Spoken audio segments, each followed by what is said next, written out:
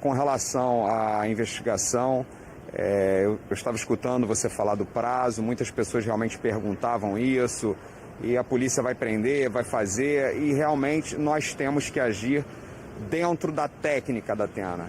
E o doutor Henrique Damasceno e toda a equipe da Delegacia da Barra da Tijuca, bem como os nossos peritos médico-legais, os nossos peritos criminais, eles foram extremamente profissionais. Então nós fomos juntando as peças desse quebra-cabeça, colhendo uma série de elementos, várias diligências foram realizadas para a gente conseguir elucidar isso. Isso inicialmente foi registrado como um acidente doméstico e posteriormente nós fomos verificando que era absolutamente essa versão de acidente doméstico, ela não tinha como se sustentar.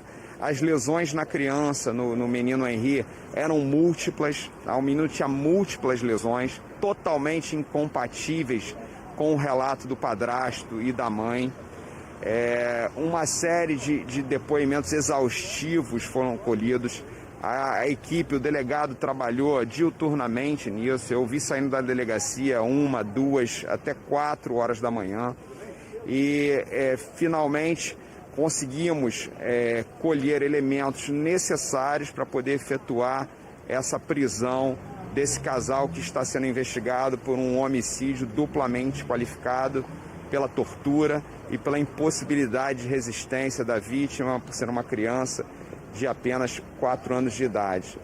Então, assim, eu acho que foi um conjunto de diligências, o trabalho feito de maneira cuidadosa, cautelosa, meticulosa e sempre acompanhado do Ministério Público, nosso promotor Marcos Cac, da Barra da Tijuca, que é um promotor muito diligente, parceiro da Polícia Civil.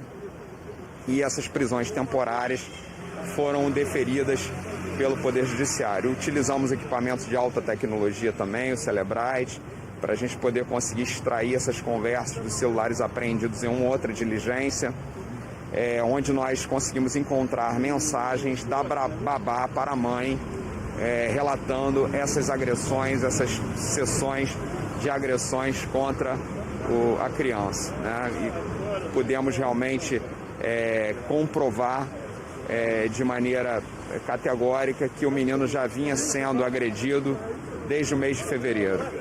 Então, outras diligências ainda serão feitas, a investigação segue em curso, tá?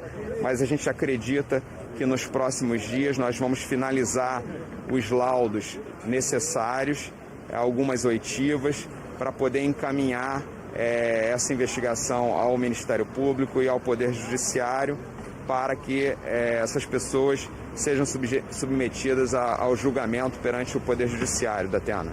Doutor, como a gente citou também, a gente já falou que eles foram presos por também atrapalharem as investigações e também ameaçar testemunhas. Uma delas pode ter sido, inclusive, a babá do caso, como você citou, e ela, inclusive, pode ser também indiciada, já que mentiu em depoimento. Eu queria que você falasse um pouquinho dessa situação, já que foi cumprido o mandado de busca e apreensão hoje mais cedo, o celular dela apreendido, e como você falou dessas trocas de mensagens. Queria que você destacasse também esse ato de tortura que foi falado nas mensagens também, muitas agressões, né, doutor? Sim, a gente verificou nessa troca de mensagens ali agressões sem sombra de dúvidas. O menino relatando que não conseguia nem tomar banho, lavar a cabeça, porque tinha dores muito fortes na cabeça, que o Jairinho sempre o agredia com frequência, enfim. E a babá, em depoimento em sede policial, ela não relatou isso, ela mentiu para a autoridade policial.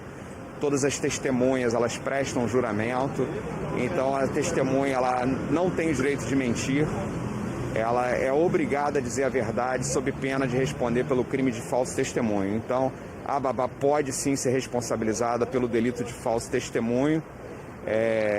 Nós vamos, como eu disse, vamos continuar essa investigação para finalizar isso, para esclarecer outros pontos. Mas, assim, podemos afirmar hoje, sem sombra de dúvidas, que o menor, ele foi assassinado e não vítima de um acidente, como inicialmente havia sido relatado pelo padrasto e pela mãe. Doutor, confirmado que ele então agredia a criança e que pelo menos a mãe era conivente, mas as investigações ainda vão seguir também pela linha para tentar verificar se a mãe também agrediu a criança? Olha, até o presente momento nós não temos relato da mãe agredindo a criança.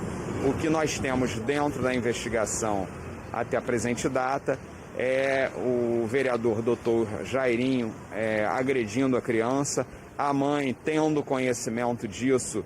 E ela é agente garantidora, ela é a mãe, ela tem o dever legal de proteger o seu filho e ela não fez nada, não protegeu a criança e não procurou a polícia, não relatou isso e depois do menino morto, ela continuou não relatando esses fatos, mentiu para a autoridade policial e de uma maneira lamentável isso acabou contribuindo para a morte da criança. E surpreendeu também a polícia, uma coisa que o Datena também destacou muito, como ela agiu depois do crime, tanto na prisão como também durante a investigação, que foi confirmada, inclusive, a Polícia Civil tem imagens dela saindo de um salão de beleza um dia depois do enterro do pequeno Henri. Uma série de comportamentos incompatíveis com uma mãe que perdeu o filho, né? Realmente, frequência ao salão de cabeleireiro no shopping, uma postura extremamente fria, sem emoção, enfim, uma série de situações que realmente despertaram uma grande atenção dos investigadores.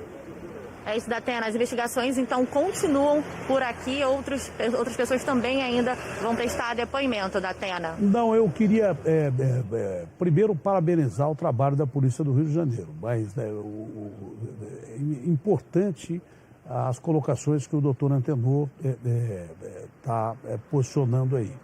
Com esse conjunto probatório, inclusive, repito, provas periciais, de agressões compatíveis com uma violência extremada, não é? E que, obviamente, era uma violência contínua, não foi só daquele dia, deve ter lesão mais antiga, sido detectada pela perícia. Com um conjunto probatório desse aí, baseado na mãe de todas as provas que a perícia, dificilmente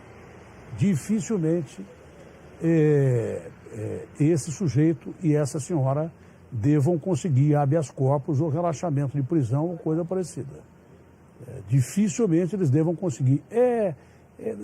Eu não vou dizer que é impossível, porque no Brasil acontecem tantas coisas, mas com esse conjunto probatório é para deixar presos os dois mesmo. Não há dúvida que esses dois devem ficar presos. Se houver racionalidade e obviamente, porque nem tudo que é legal é justo, né? Porque às vezes tem tantas coisas legais, mas injustas. Tanta gente já conseguiu habeas corpus e fugiu depois, mas eu duvido, eu não sei o que o doutor acha disso, mas eu duvido que, na realidade, esses caras consigam um relaxamento de prisão, tanto ele quanto ela, baseado nesse conjunto probatório de uma forma realizado de uma forma excelente pela Polícia do Rio. O senhor também pensa assim, Clara, disse que ele pode começar a responder, pode falar para ele que ele pode começar a responder, que eu fico quieto aqui. Dificilmente esses caras saem daí, dificilmente eles saem daí. Não é isso, doutor?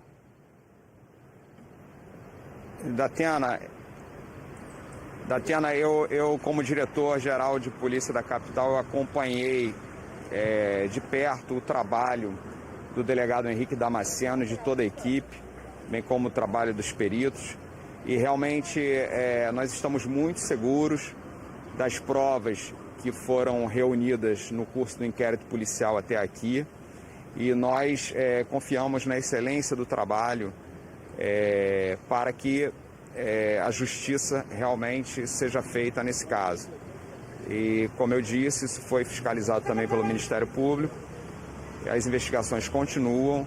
Nós confiamos que a investigação será em breve e todo esse conjunto probatório submetido à justiça.